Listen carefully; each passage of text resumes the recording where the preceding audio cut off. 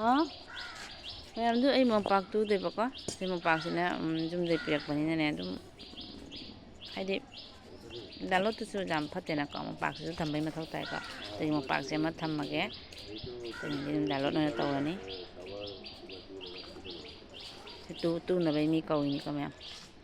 ꯇꯨꯍꯜꯂꯦ ꯇꯨꯍꯟꯈꯤꯒꯦ ꯃꯌꯥꯝ ꯂꯣꯏꯔꯒ ꯌꯦꯡꯃꯤꯟꯅꯁꯤ ꯀꯃꯥꯏ ꯀꯃꯥꯏꯅ ꯇꯨꯏꯅ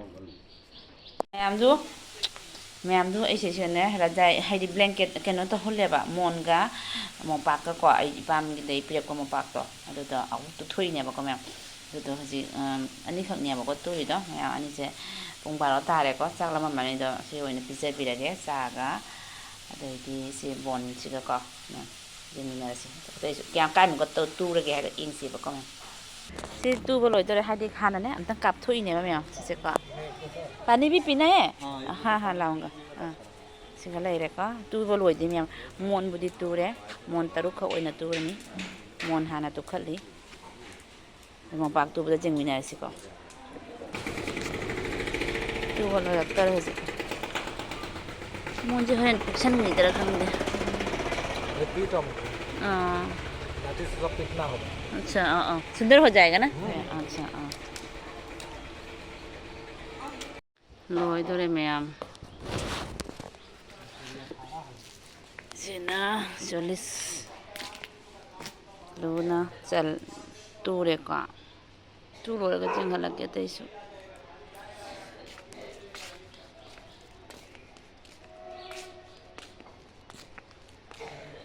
मोहन से फिर मकाई हेली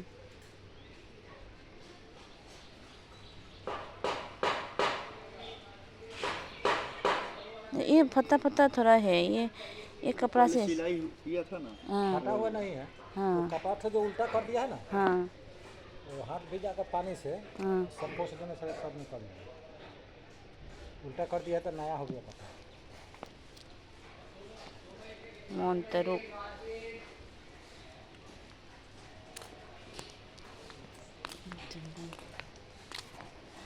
एक भी लाऊंगा मोनिंगे फतेरे चावल सेरेनी फादर पाती कितना है पूरी चिकन हाँ इधर खा रहे हैं भैया पुराना होने से भी ज़्यादा नहीं आएगा ना ये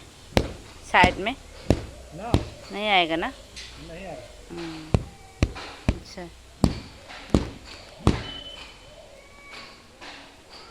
ये थार डालोते हैं ले थाई जी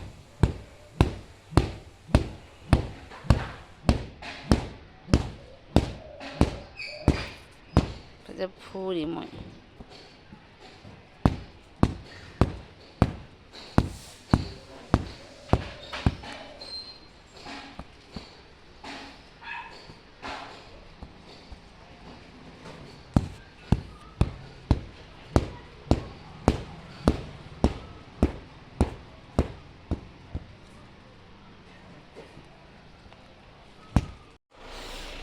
क्या मजा तूरी किसली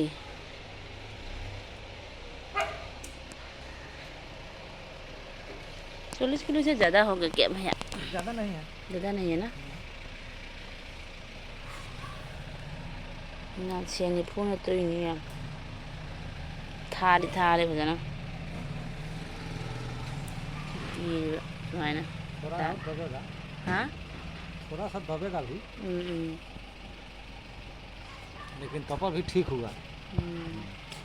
इसमें तुला नहीं देने से बेसी का ये गांठी ठो लगता है सोने को इसलिए इसको तुला चाहिए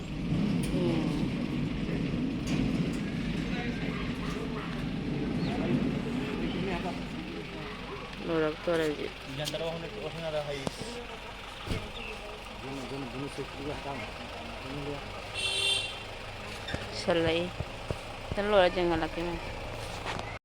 तुबा लोरे तुरगने थांजललम्मे सिम लेरेको मोन अनि अहुम फजा तुरे मोनजिदि सेरनी मयानी 4 सिगा 5 6 7 मोन 7 Khan 7 khắc đi mòn gì mẹ 2 3 4 5 6 7 lúc mà nó mòn gì đi cái ăn hấp chân kề xin nó một bạc xin nó 40 kilo có chút giàu này ngoài này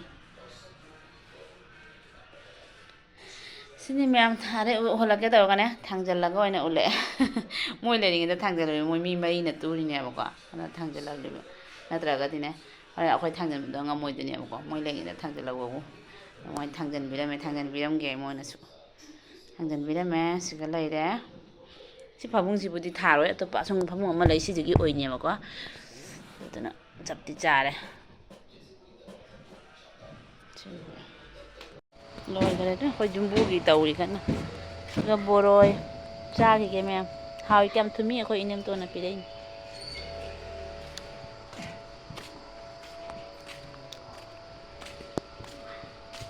rồi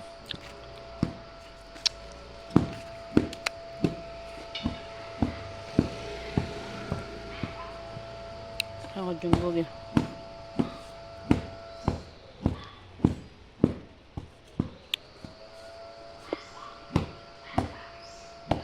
chân rồi như gì nè con trung bút cho người tây chui vậy ngoài mi mày đi để coi trung bút hàm mi